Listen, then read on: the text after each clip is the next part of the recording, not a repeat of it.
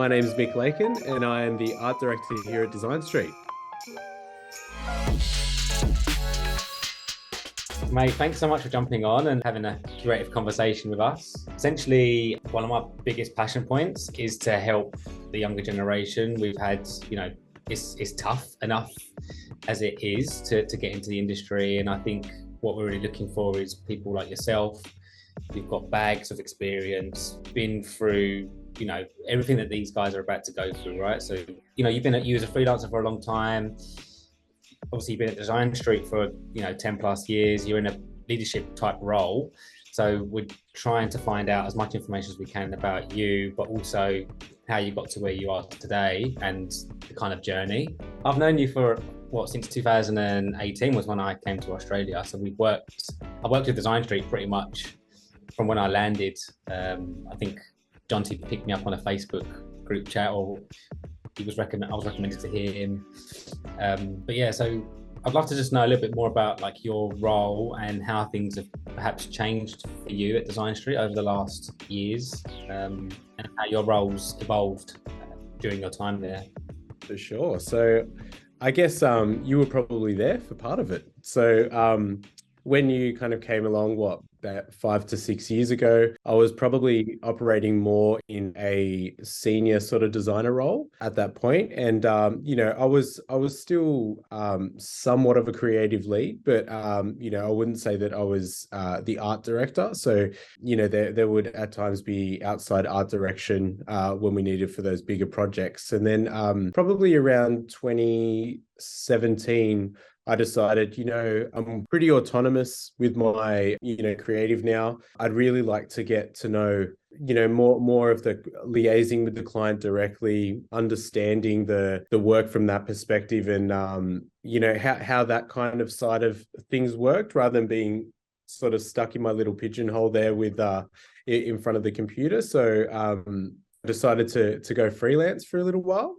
So I did that for about close to 2 years and learned a lot of experience there, dealing with a lot of hospitality companies, designing stuff for restaurants, which is very different from the stuff that I was doing at Design Street at the time, which is mostly corporate. But that gave me a lot of experience and sort of the knowledge outside of, receiving the brief, and it gave me sort of an appreciation for these projects as a whole, more so, which I think is proved to be invaluable. And then after my connection to Design Street never necessarily faded, because I was still definitely working with them at the time, obviously in a freelance capacity. So I was still very close to the team and the guys who sort of ran the business, John T, who. So what ended up kind of happening was they got into a situation where they were looking for another sort of art director. So I was kind of, sort of helping them with that recruitment process. And then one day, John T kind of turned around and said, "Would you be interested in the role?" And I was like, yes, I think I would. So the rest is kind of history. And ever since I did take on that role, I mean, it has definitely evolved. And I think that's symptomatic of, me finding my feet within that role, but at the same time, the needs of what an art director is within this business sort of evolving. So at the start, it was very much in the capacity of, leading the creative or the conceptual work. I was the first port of call for leading that creative charge for the work that came through. I'm definitely still very much that, but I think my role definitely extends beyond that now. Whereas I do a lot more management with the team. I'm trying to sort of foster the studio team and their growth as individuals as well. So giving them a bit more agency to sort of do more creative things as well, and take a bit more of a step back and oversee that creative. I'm a bit more client facing now as well. So, I will take part in a lot more of the client meetings and the strategic meetings with clients around trying to figure out what they want, so that when I come to that creative phase, I've got a clear idea of what the client's goals are, and that obviously helps shape my approach. Yeah, wow. So that's like years of you harnessing your craft to then be able to move into that next phase, which is the art director role. So I suppose you spent a good portion of your career kind of learning how to design and grabbing all of the techniques. Well, that's the thing. It's like, I think the first few years of my career were more just mastering the craft, you know what I mean? Where it was kind of, when you first come into the industry, you're thinking like, I have a creative idea. And then the next battle is kind of, how do I bring that idea to life? Like, how do I execute that idea, And I think you get to a point where you're quite comfortable with that. There's not too many curveballs that someone can throw at you where you're like, oh, I don't think that this is possible or I can't make that happen. It's more of, okay, I know I can make that happen, but it's more going, is that the right approach for this particular project? So it frees up your headspace to be able to kind of think, more top level rather than sort of honing in on, okay, how am I going to execute this idea? It's more about figuring out whether the idea itself is that good, is that worth fleshing out, rather than stressing out about, oh no, like this is going to be a creative challenge for me to execute kind of thing. Yeah, that's now on the head for me. Exactly what you just said. It's like they don't think about the steps that are involved, that are required to execute a project. They think, pretty picture or, beautiful design. It's like, well, yes, that's one element of it. Is that right for what the client's asking from you? And there's that understanding, the technical ability understanding, and then there's obviously like the pace and the speed. Because once you've got that, then you can fulfill projects for a business. Whereas when you're just starting out, you're just learning, aren't you? Really, you're learning about how to use the tools and the systems, and it takes years of practice, years of hard graft and sitting in front of a computer and learning the software and understanding form and function and is it right for the client. Oh, definitely. And I think the thing is like, if just because someone with a wealth of experience can execute something fast, it's because they've probably jumped through all those hoops before, you know what I mean? So we've probably been given a brief in the past that, okay, we've tried this before and it hasn't worked. So because when you're trying to work at a particular pace for a client, you don't always have time to do that experimentation, and when you're in an educational position where you're learning, you often have a bit more time to sort of experiment, figure out what the right direction is.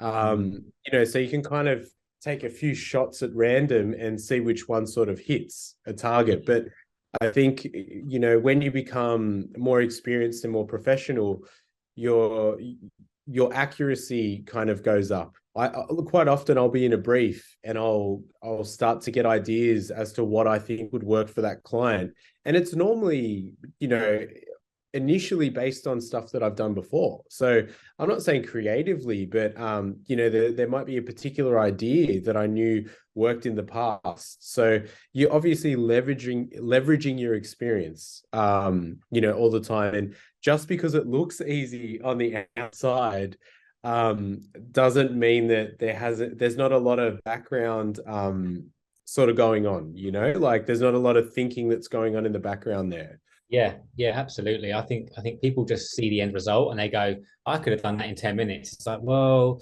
no, you couldn't, because actually it takes a whole load of experience, a whole load of knowledge.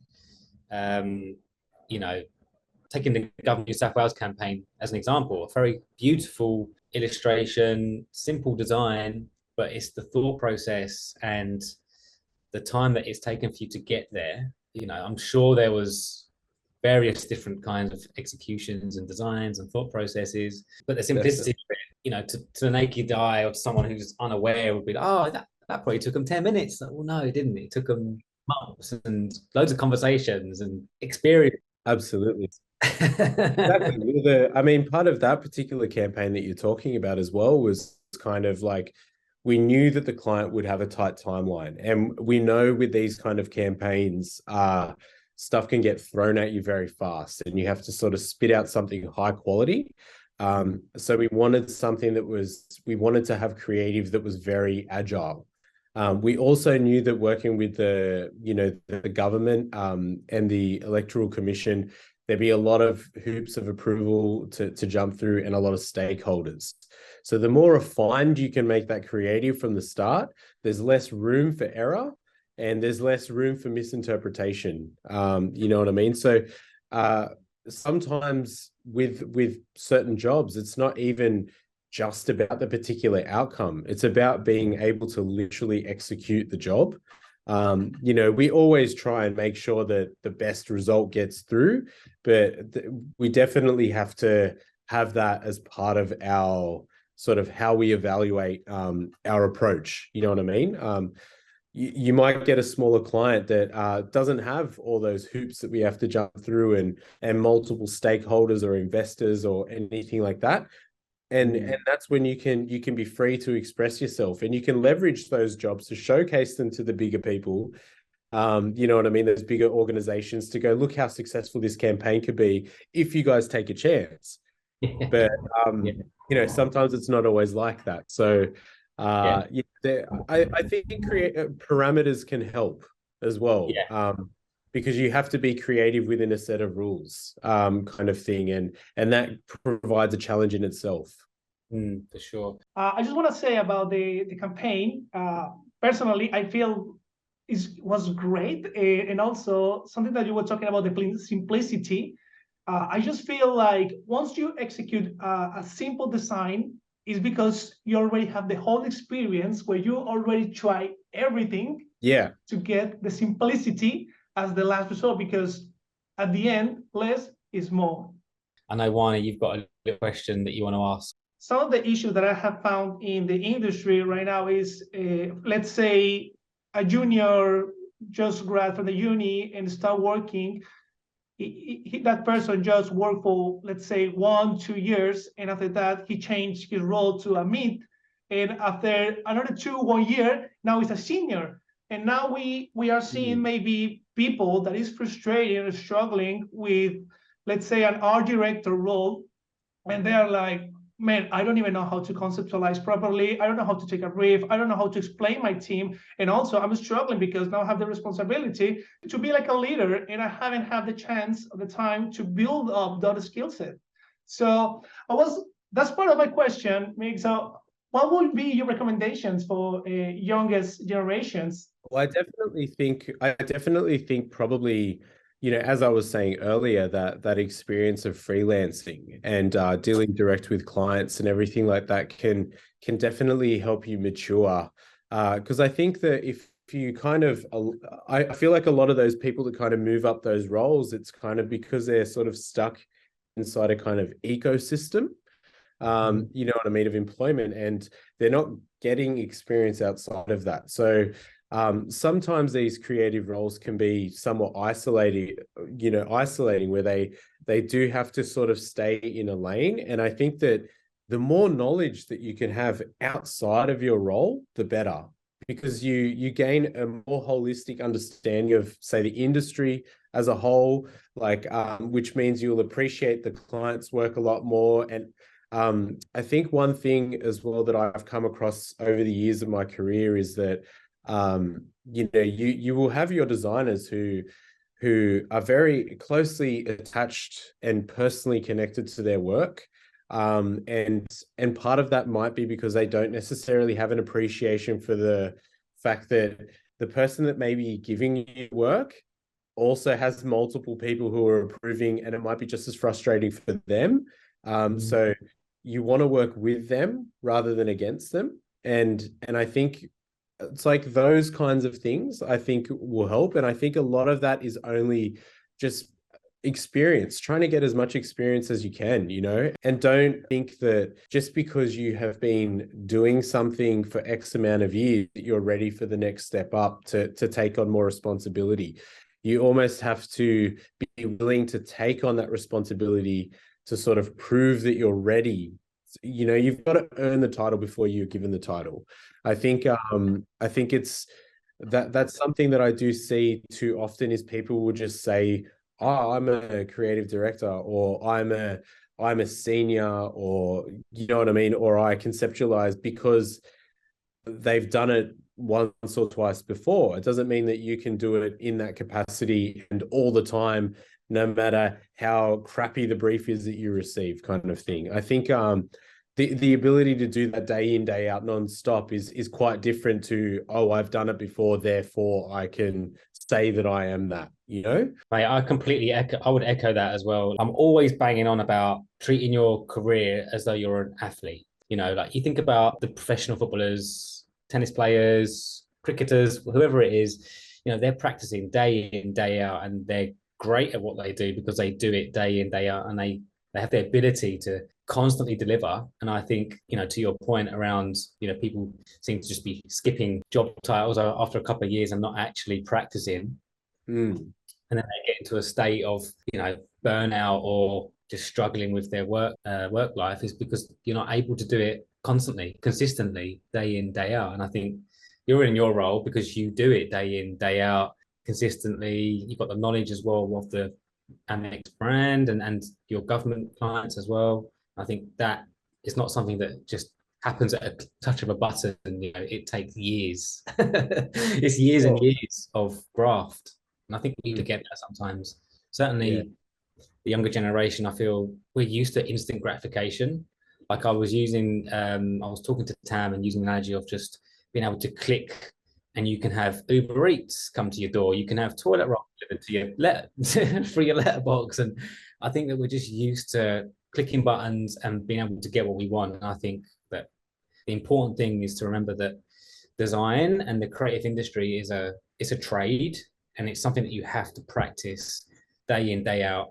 And you only get good by doing it for years and doing it consistently. And I think, you know, certainly from my perspective, when I sit down and think about the amount of hours that I've done over the years, you know, when I used to work in the UK, I was always working late night. So I was in one day, I was doing 2 days. And if I sit down and shit, the amount of hours I put in, you know, it's not days, it's you know, in weeks, you know, it's months. You know what I mean? And if you're constantly putting in that many hours, you're going to succeed. You're going to quickly develop and grow as a designer or a creative. And I think that, yeah, the important thing is to be patient, I suppose. If what we're kind of getting from the conversation, right? Patience is what gets you to where you want to be. I think that's the thing. Like you're saying, it's about consistency. It's like, you know, if someone scores a hat trick in one game, they're not going to go straight to first grade. You know what I mean? But if they're scoring a hat trick every game for the whole season, well, then they'll probably be looked at. And I think, yeah, it's about consistency. You know, you may have had an opportunity at one point to take a step up and it was a success. But to be able to do that on a consistent basis, I think is a different story. You know what I mean?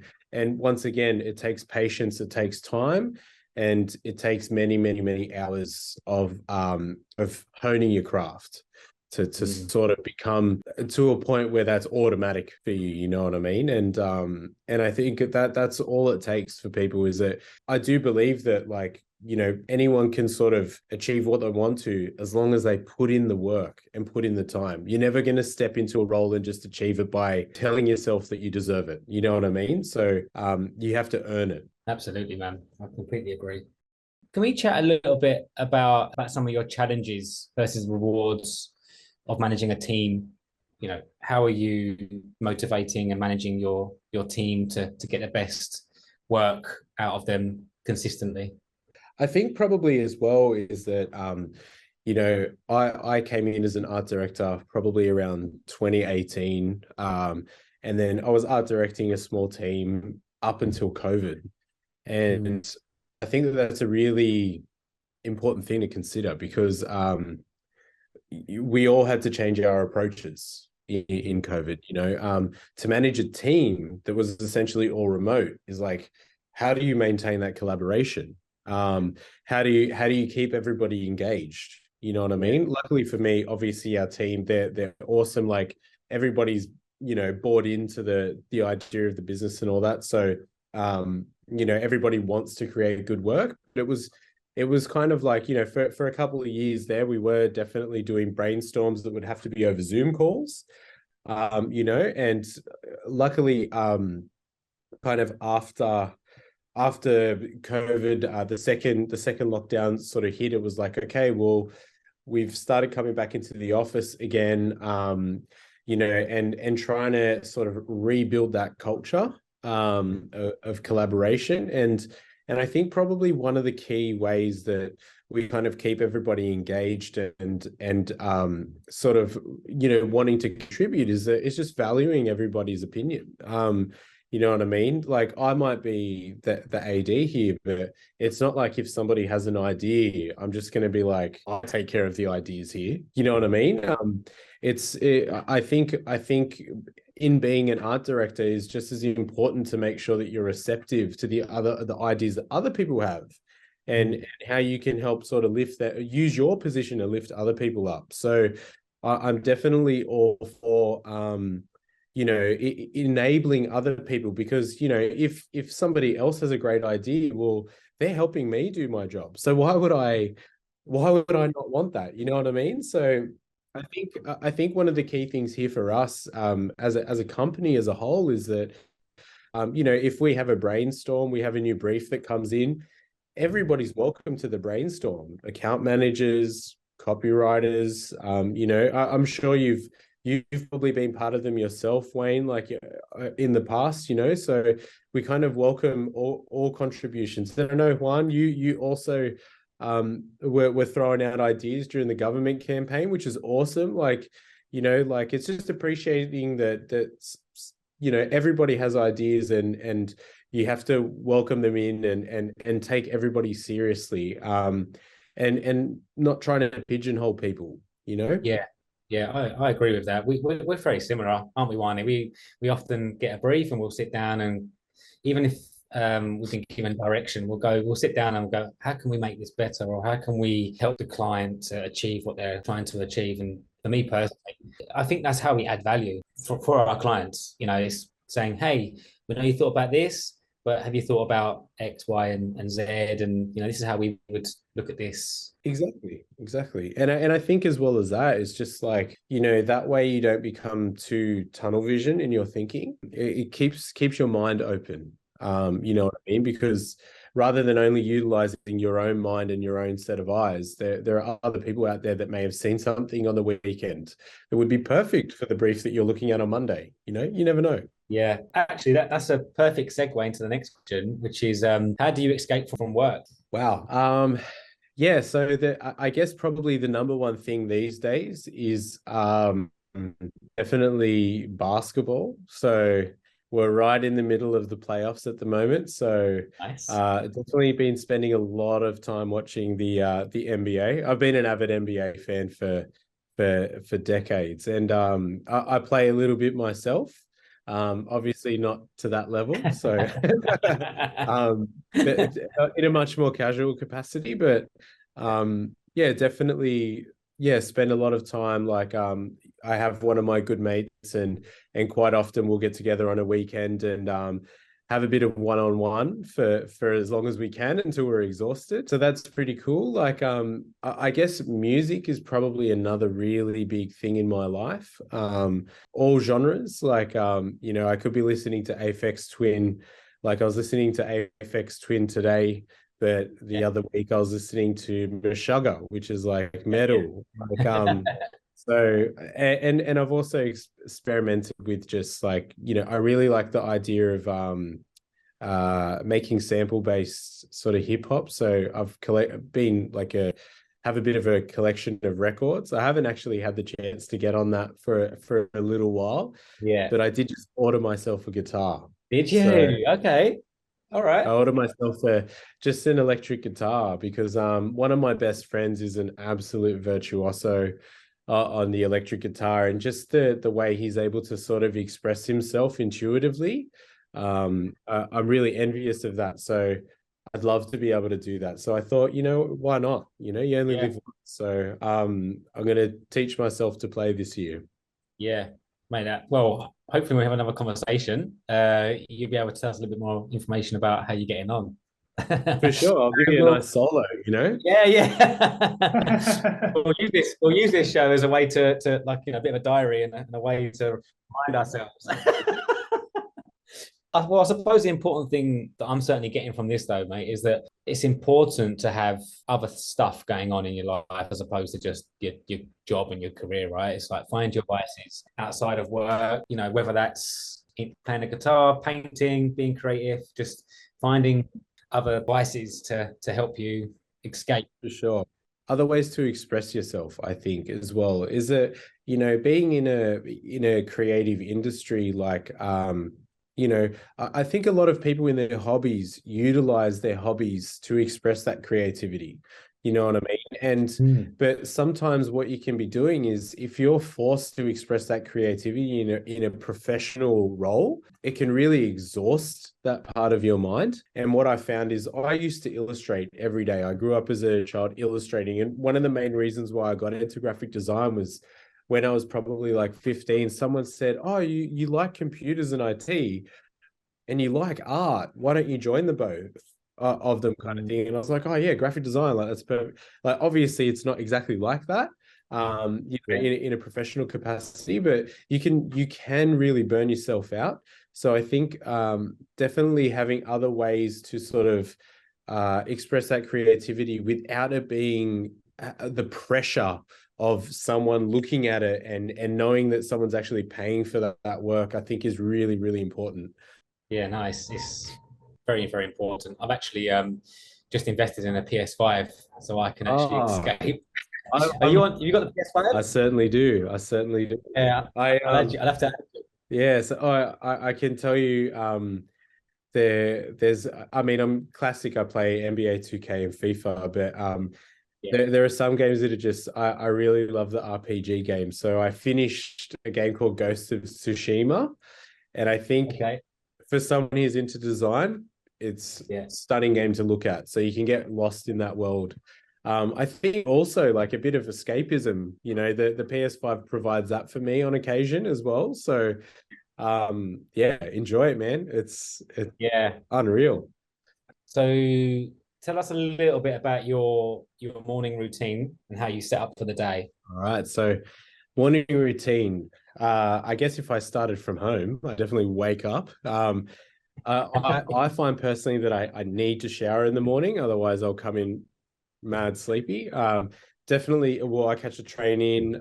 You know, definitely need coffee in the morning, and then when I have that coffee, we utilize a planning program called Scoro. So I'll normally have a look at that and sort of figure out what my day looks like. And, you know, I tend to try to do the least complex work first to sort of help me warm up for the day before I sort of really get into it. But yeah, it definitely be coffee. We make sure that, you know, there's a little bit of music playing.